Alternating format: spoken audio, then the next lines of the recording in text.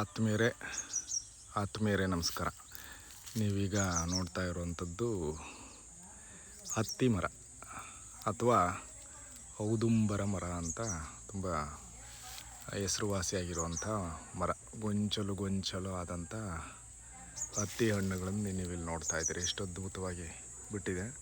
ನೈಸರ್ಗಿಕವಾಗಿ ಸಿಗುವ ಒಂದು ಬಹಳ ಉಪಯುಕ್ತವಾದಂಥ ಹಣ್ಣು ಇದು.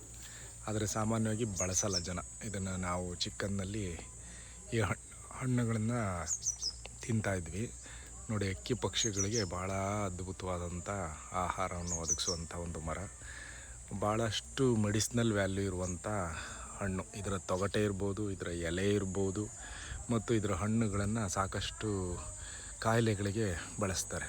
ಇನ್ಕ್ಲೂಡ್ ವಿಟಮಿನ್ B2ಗೆ ಅದರ ಉತ್ಪಾದನೆಯಲ್ಲೂ ಕೂಡ ಇದು ಆಸ್ಟ್ರೇಲಿಯಾ, ನಮ್ಮ ಇಂಡಿಯಾವನ್ನು ಹೊರತುಪಡಿಸಿ ಮಲೇಷ್ಯಾ, ಇಲ್ಲೆಲ್ಲ ಕೂಡ ಇದನ್ನು ಚೀನಾದಲ್ಲೆಲ್ಲ ಬೆಳೆಯೋದನ್ನು ಕೂಡ ನೋಡ್ಬೋದು. ಇದು ಕಬ್ಬಿಣದ ಅಂಶವನ್ನು ಕೂಡ ಹೆಚ್ಚಿಸಲಿಕ್ಕೆ ಕೂಡ ಸಹಾಯ ಆಗತ್ತೆ ಅನ್ನುವಂಥ ತಜ್ಞರು ಅಭಿಪ್ರಾಯ ವ್ಯಕ್ತಪಡಿಸ್ತಾರೆ. ನೋಡ್ರಿ, ಎಷ್ಟು ನೂರಾರು ಪ್ರಾಣಿ ಪಕ್ಷಿಗಳಿಗೆ ಇದು ಹಣ್ಣನ್ನು ಒದಗಿಸುತ್ತೆ. ಮತ್ತು ಇಂಥ ಒಂದು ಅದ್ಭುತವಾದಂಥ ಹಣ್ಣನ್ನು ತರಕಾರಿಯಾಗಿ ಅಡುಗೆಗೂ ಕೂಡ ಬಳಸುವಂಥದ್ದು ನೋಡ್ತೀವಿ.